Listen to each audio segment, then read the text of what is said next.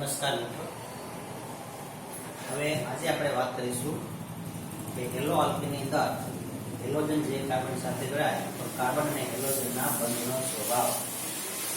આપણે લાસ્ટમાં વાત કરેલી હેલો આલ્કેન અને હેલો એવી સંયોજનોનું વર્ગીકરણ જોયું, સામાન્ય નામકરણ કઈ રીતે થાય, IUPAC નામકરણ કઈ રીતે થાય એની વાત કરીએ. હવે થોડાક આગળ વધીએ તો કાર્બન હેલોજન હેલો આલ્કેનની અંદર કાર્બન અને હેલોજન બંધનો સ્વભાવ. કાર્બન અને હેલોજન બંધનો સ્વભાવ કેવો હોય એની વાત કરીએ આપણે. તો આપણે હેલો આલ્કેનની વાત કરીએ તો હેલોજન કાર્બન સાથે જોડાય, એની સાથે વેલેન્સી પૂરી કરવા માટે બીજા હાઇડ્રોજન કે અન્ય કોઈ મિથાઇલ ગ્રુપમાં જોડેલા હોય હેલો આલ્કેનની અંદર, તો આપણને ખબર છે કે હેલોજન હોય તેની વિદ્યુત ઋણતા વધુ હોય.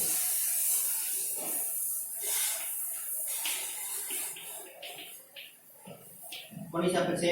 કાર્બનની સાપેક્ષે. તો આપણે આવર્ત કોષ્ટકની અંદર તમને ખ્યાલ જ હશે કે ડાબાથી જમા તરફ જઈએ એમ વિદ્યુત ઋણતામાં વધારો થતો જાય.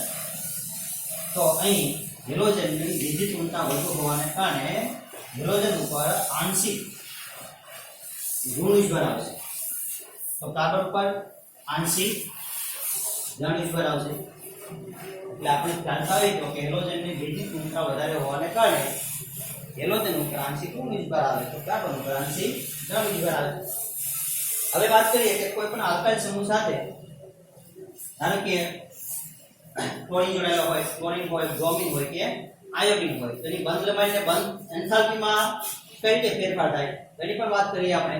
કે ધારો કે કાર્બન સાથે ક્લોરીન જોડાયેલો હોય, કાર્બન સાથે ક્લોરીન હોય, કાર્બન સાથે બ્રોમિન હોય અને કાર્બન સાથે આયોડિન હોય, તો સમૂહ નંબર 17 ના જે હેલોજન તત્વો રહ્યા ક્લોરીન થી ક્લોરીન, ક્લોરીન થી બ્રોમિન, બ્રોમિન થી આયોડિન તરફ જઈએ તેમ કદમાં વધારો થતો જાય. ક્લોરીન કરતા ક્લોરીનનું કદ થોડું મોટું હોય, એનાથી થોડું મોટું કદ કોનું હોય? બ્રોમિનનું હોય, એનાથી થોડું મોટું કદ કોનું હોય? આયોડિનનું હોય. તો બંધ લંબાઈમાં શું ફેરફાર થાય? તો કે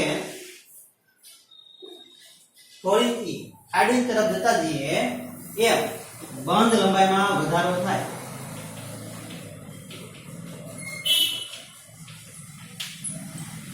બંધ લંબાઈમાં વધારો થાય તો બંધ એન્થાલ્પીમાં શું ફેરફાર થાય એ જોઈએ.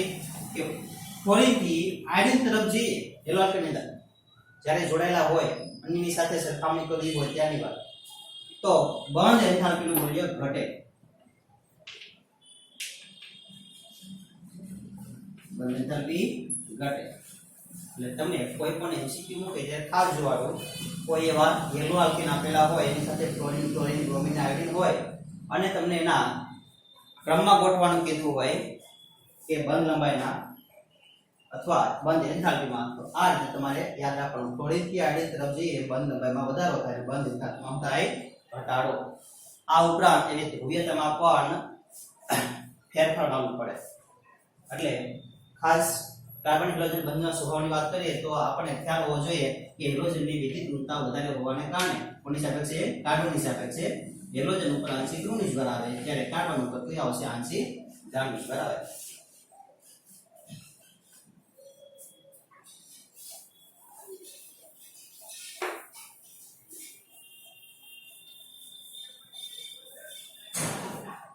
હવે આપણે વાત કરીએ હેલો સંયોજનોની બનાવટ. હેલો સંયોજન કઈ રીતે બનતા હશે? તો અલગ અલગ સંયોજનમાંથી બનાવી શકાય. એટલે હેલો સંયોજનોની બનાવટ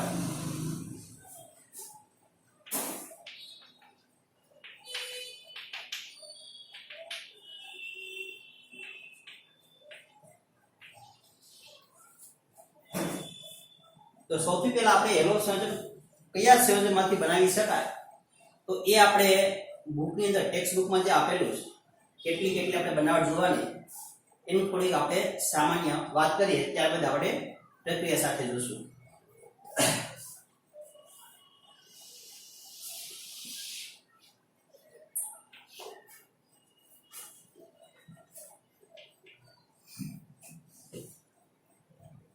સૌથી પહેલું હેલો સંયોજન ઇઝીલી આલ્કોહોલમાંથી બનાવી શકાય, એટલે આપણે પહેલું લખશું આલ્કોહોલમાંથી.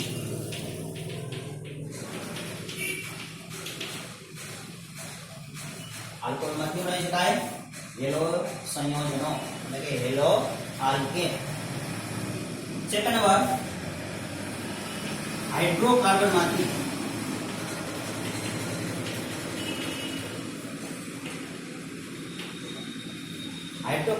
એટલે કે કાર્બન અને હાઇડ્રોજન જોડાયેલા હોય એને કહેવાય હાઇડ્રોકાર્બન. તો આપણે હાઇડ્રોકાર્બનમાંથી પણ હેલો સંયોજન બનાવી શકાય. એમાં બે પ્રકારની પ્રક્રિયા દ્વારા બનાવી શકાય.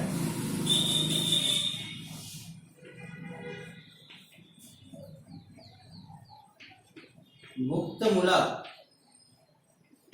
હેલોજિનેશન દ્વારા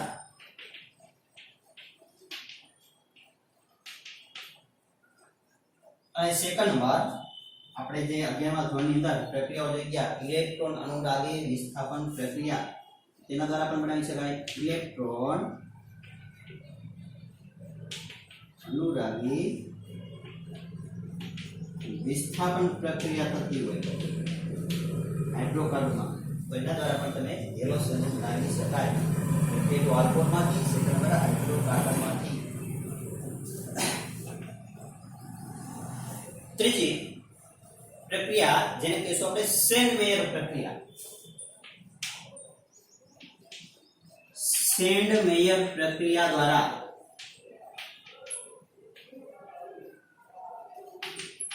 આપણે હેલો સંયોજનો બનાવી શકાય. ત્યારબાદ આલ્કીનમાંથી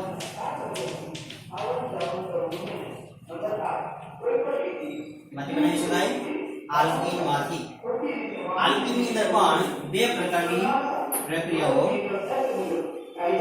માંથી તમે બનાવી શકો. એટલે કે આલ્કીનની પ્રક્રિયા જે થતી હોય એમાં પણ આપણે બે પ્રકાર, એક હાઇડ્રોજન હલાઇડ સાથેની પ્રક્રિયા અને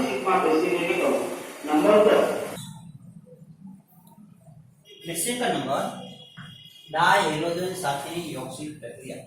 જો યોક્સિલ પ્રક્રિયા આપણે તેમાં ધોરણમાં ભણ્યા કે યોક્સિલ પ્રક્રિયા કોને કહેવાય? તો કે આલ્કીનની અંદર દ્વિબંધ હોય એમાંથી એક સિગ્મા બંધ હોય, બીજો કયો બંધ હોય? પાઈ બંધ.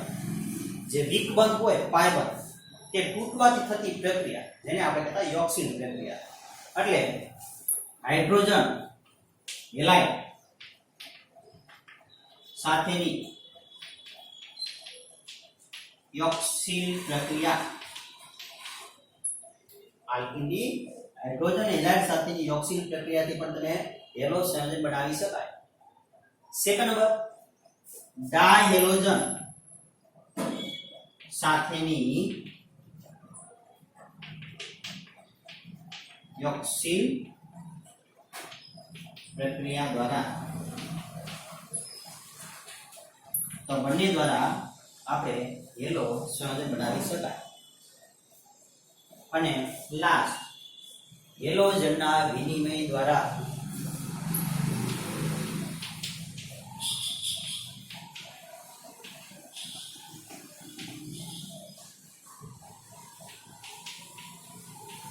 વિનિમય થવો, ટ્રાન્સફર થવો. સ્ટાર્ટિંગમાં પણ હેલો આલ્કેન જ હોય, એમાં તમારે હેલોજન દૂર કરી બીજો અન્ય કોઈ હેલોજન જોડવું હોય તો એને કહેવાય હેલોજનનો વિનિમય થયો કહેવાય. એટલે કે ટ્રાન્સફર થાય, હેલોજન દૂર થાય, હેલોજન જોડાતું હોય તો એ પ્રક્રિયાને કહેશું આપણે હેલોજનના વિનિમય દ્વારા થતી પ્રક્રિયા. એમાં પણ બે પ્રકારની પ્રક્રિયા હોય.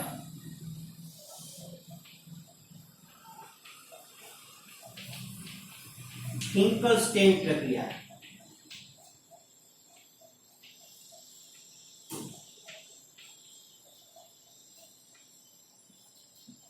અને સેકન્ડ નંબર સ્વાર્ટ્સ.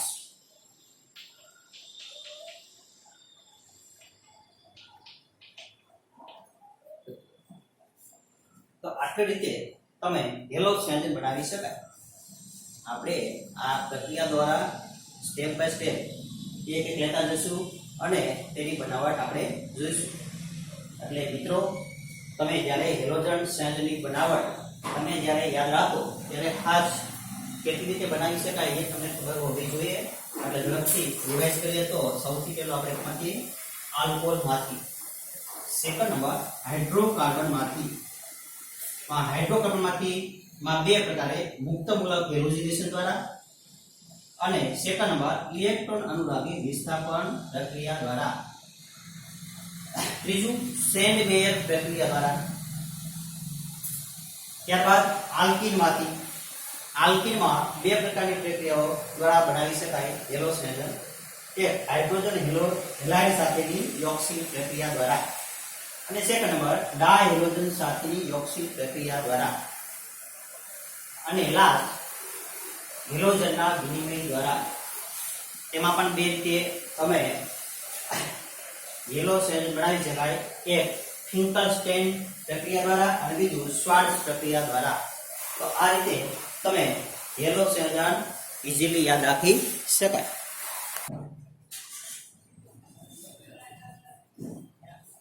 તો હવે આપણે સૌથી પહેલા આલ્કોહોલમાંથી કઈ રીતે બનાવી શકાય હેલો આલ્કેન તેની વાત કરીએ.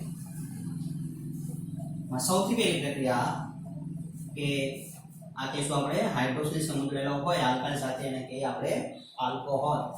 એટલે આલ્કોહોલની અંદર ખાસ કરીને બે પ્રકારના 1 ડિગ્રી અને 2 ડિગ્રી આલ્કોહોલ હોય.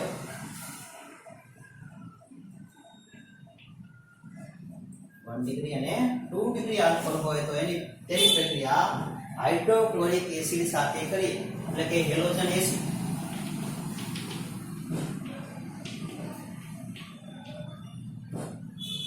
અને ઉદ્દીપક તરીકે ZnCl2 ઉદ્દીપકનું કામ પ્રક્રિયાને ઝડપી બનાવવા માટે હોય. તો ZnCl2 ની હાજરીમાં પ્રક્રિયા કરાવો એમાંથી બનશે હેલો આલ્કેન.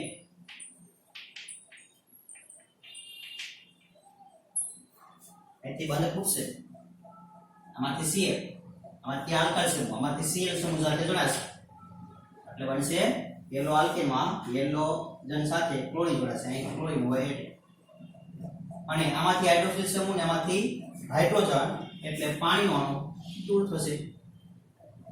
તો આ રીતે 1 ડિગ્રી કે 2 ડિગ્રી આલ્કોહોલ હોય ત્યારે હાઇડ્રોક્લોરિક એસિડ સાથે પ્રક્રિયા થાય પણ ઉદ્દીપકની જરૂર પડશે ZnCl2 ઝિંક ક્લોરાઇડ. પરંતુ જો 3 ડિગ્રી આલ્કોહોલ હોય આપણ આલ્કોહોલ પણ 3 ડિગ્રી આલ્કોહોલ હોય તો તેની પણ હેલોજન એસિડ સાથે પ્રક્રિયા કરો ત્યારે ઓરડા તાપમાને પ્રક્રિયા થશે એટલે કે ઉદ્દીપકની કોઈ જરૂર પડશે નહીં અને તેમાંથી પણ બંધ છૂટી આલ્કાઇલ સમૂહ સાથે હેલોજન જોડાઈને બનશે હેલો આલ્કેન.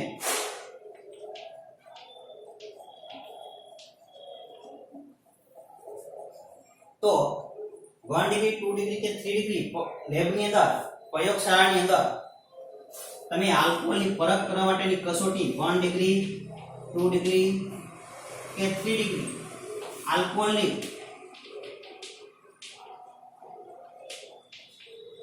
પરખ કરવા માટેની કસોટી જેને કહેવાય લ્યુકાસ કસોટી.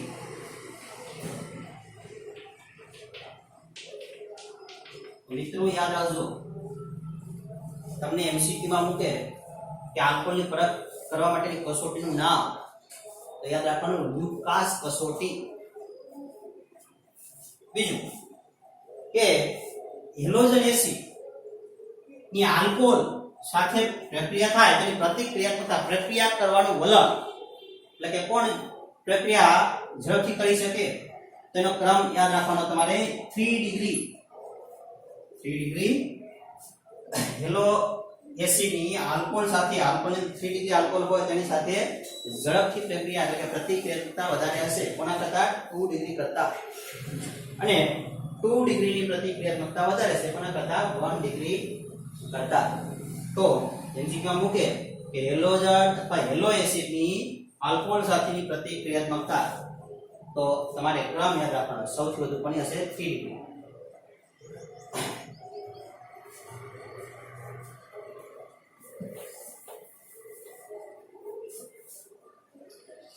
સેકન્ડ નંબર જોઈએ એની અંદર પણ આપણે આલ્કોહોલમાંથી યેલો આલ્કેન બનાવવું છે.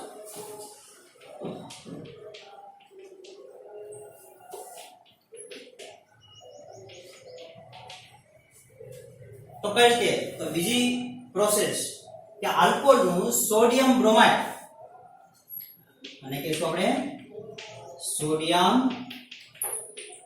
બ્રોમાઇડ, સોડિયમ બ્રોમાઇડ અને સલ્ફ્યુરિક એસિડ સાથે પ્રક્રિયા થઈ અને મેઇન નિપજ બનશે હેલો આલ્કેન, અને બીજી નિપજ બનશે સોડિયમ હાઇડ્રોજન સલ્ફેટ અને પાણીનો અણુ દૂર થશે. જો અહીંથી આપણે જોઈએ તો આમાંથી બ્રોમિન, આમાંથી આલ્કાઇલ સમૂહ સાથે જોડાશે એટલે બનશે RER alkyl halide hello alkane. આની અંદર બે આયન લખાડીએ તો હાઇડ્રોજન પ્લસ એટલે કે ધન આયન અને એક ઋણ ion.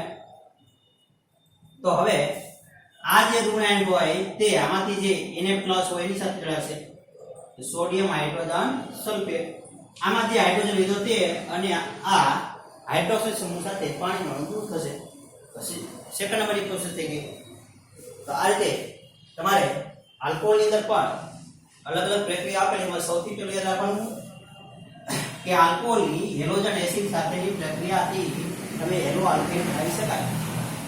Second number, આલ્કોહોલની sodium bromide અને સલ્ફ્યુરિક એસિડ સાથેની પ્રક્રિયાથી પણ હેલો આલ્કેન બનાવી શકાય.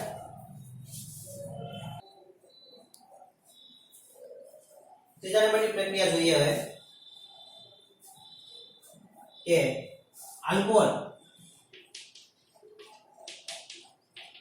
આલ્કોહોલની પ્રક્રિયા ફોસ્ફરસ ટ્રાઇહેલાઇડ, કહીશું આપણે ફોસ્ફરસ ટ્રાઇહેલાઇડ સાથે પ્રક્રિયા કરશો એટલે અહીંથી બંધ તૂટશે. ત્રણ આડ સમૂહ સાથે ત્રણ હેલોજન જોડાય અને બનશે હેલો આલ્કેન. ત્યારબાદ ત્રણ ઓક્સિજન વચ્ચે ત્રણ હાઇડ્રોજન અને એક ફોસ્ફરસ એટલે ફોસ્ફરસ એસિડ બાય પ્રોડક્ટ બનશે ફોસ્ફરસ એસિડ. જ્યાં હેલોજન તરીકે તમે ધારો કે ક્લોરીન મૂકો તો અહીંયા ક્લોરો આલ્કેન બનશે. બ્રોમિન મૂકશું તો આપણે બ્રોમો આલ્કેન બનશે. એટલે ખાસ તમારે સ્ટેપ બાય સ્ટેપ પ્રક્રિયાઓ યાદ રાખવાની છે. બનાવો. ત્યારબાદ નેક્સ્ટ આલ્કોહોલ.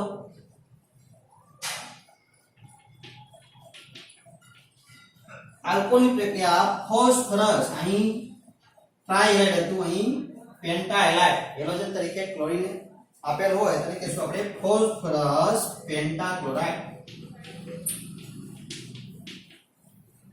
ફોસ્ફરસ પેન્ટાક્લોરાઇડ. ફોસ્ફરસ પેન્ટાક્લોરાઇડ સાથે પ્રક્રિયા થઈ એથી બંધ તૂટશે એટલે એક આડ સમૂહ સાથે એક સીએલ જોડાશે એટલે બનશે યેલો આલ્કેનમાં સીએલ હોય તો ક્લોરો આલ્કેન બનશે. આપણે અહીં લખશું ખાલી ત્યારે યેલો આલ્કેન.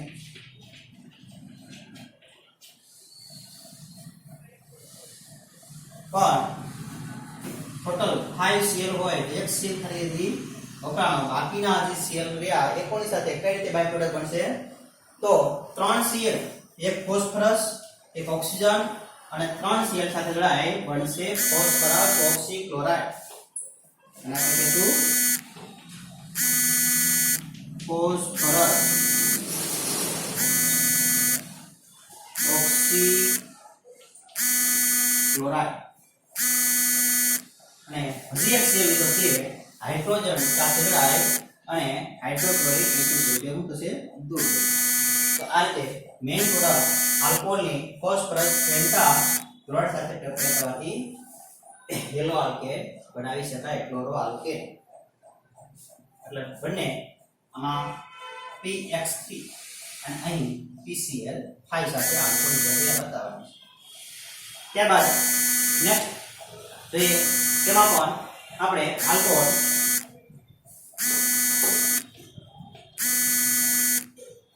આલ્કોહોલની પ્રક્રિયા લાલ ફોસ્ફરસ ની વધુ માત્રામાં ડાયહાઇડ્રોજન સાથે પ્રક્રિયા બતાવવાની. ડાયહાઇડ્રોજન તરીકે બતાવ્યું છે Br2 અને I2 એટલે કે બ્રોમિન મૂકો તો બ્રોમો આલ્કેન બનશે આયોડિન મૂકો તો આયોડો આલ્કેન. તો બંનેની બનાવટ માટે ખાસ કરીને આ લાલ ફોસ્ફરસ વાળી પ્રક્રિયા તમે બતાવી શકો. તેમાંથી બનશે અહીંયા યલો આલ્કેન.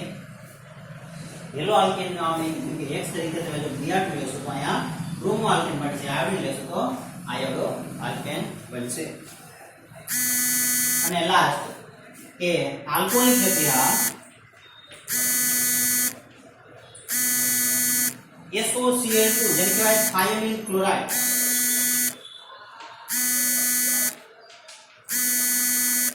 થાયોનિલ ક્લોરાઇડ સાથે પ્રક્રિયા બતાવશો તો અહીંથી બંધ તૂટીને 8 સાથે Cl જોડાશે એટલે બનશે ક્લોરો આલ્કેન.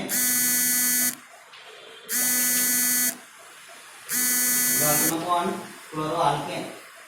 એક Cl જોડાણો હજી એક Cl બી હોતે હાઇડ્રોજન સાથે હાઇડ્રોજન ક્લોરાઇડ સ્વરૂપે દૂર થશે અને એક SO અને અહીં એક ઓક્સિજન એટલે SO2 સલ્ફર ડાયોક્સાઇડ વાયુ સ્વરૂપે સલ્ફર ડાયોક્સાઇડ અને હાઇડ્રોજન ક્લોરાઇડ તે પણ ગેસિયસ ફોર્મમાં. એટલે આ રીતે તેમાંથી પણ આપણે ક્લોરો આલ્કેન બનાવી શકાય. એટલે થાયોનિલ ક્લોરાઇડ સાથેની પ્રક્રિયાથી પણ આપણે ક્લોરો આલ્કેન બનાવી શકીએ. આ બધી પ્રોસેસની અંદર તમે જોશો તો સૌથી બેસ્ટ પ્રોસેસ કે બનાવો તો લાસ્ટ થાયોનિલ ક્લોરાઇડ. કેમ? કારણ કે અહીં જે બાય પ્રોડક્ટ બને તે બંને ગેસિયસ ફોર્મમાં વાયુ સ્વરૂપે સલ્ફર ડાયોક્સાઇડ વાયુ સ્વરૂપે અને હાઇડ્રોજન ક્લોરાઇડ તે પણ વાયુ સ્વરૂપે હોય એટલે સહેલાઈથી તમે પ્રક્રિયામાંથી ઈઝીલી દૂર કરી શકો અને તમારે જે પ્રોડક્ટ જોઈએ છે ક્લોરો આલ્કેન તે તમે ઈઝીલી પ્રાપ્ત કરી શકો. ત્યારે અન્ય જે બનાવટ રહે તેની અંદર બાય પ્રોડક્ટ તરીકે લિક્વિડ કે ગેસિયસ ફોર્મમાં હોય એટલે કે વાયુ સ્વરૂપે હોય ત્યારે એમાંથી આપણે જે હેલો આલ્કેન અલગ પાડો હોય તો મુશ્કેલીથી અલગ પાડી શકાય. એટલે અહીં સૌથી બેસ્ટ પ્રોસેસ બનાવટ કહીએ તો તે થાયોનિલ ક્લોરાઇડ સાથેની પ્રક્રિયા. તો આ રીતે આપણે બધી બનાવટો ખાસ યાદ રાખવાની છે. ટોટલ 6 અલગ અલગ પ્રકારની તમને આલ્કોહોલમાંથી યલો આલ્કેન કઈ રીતે બનાવી શકાય તે અહીં પ્રક્રિયાઓ સાથે બતાવી. પ્રક્રિયાઓ ખાસ લખીને યાદ રાખજો. કયા રિએજન્ટ યુઝ થાય, કયા પ્રક્રિયા વપરાય, ક્યાં ઉદ્દીપક વપરાશે. તો આ તમે લખશો તો તમને વધારે ખ્યાલ આવશે. બીજું કે તમે આ બધી પ્રક્રિયાઓ જોઈ બધાની અંદર હેલો આલ્કેન બને. હેલો એરિન બનાવવું હોય તો તે ઈઝીલી બની શકે નહીં. કેમ? તો કે હેલો એરિન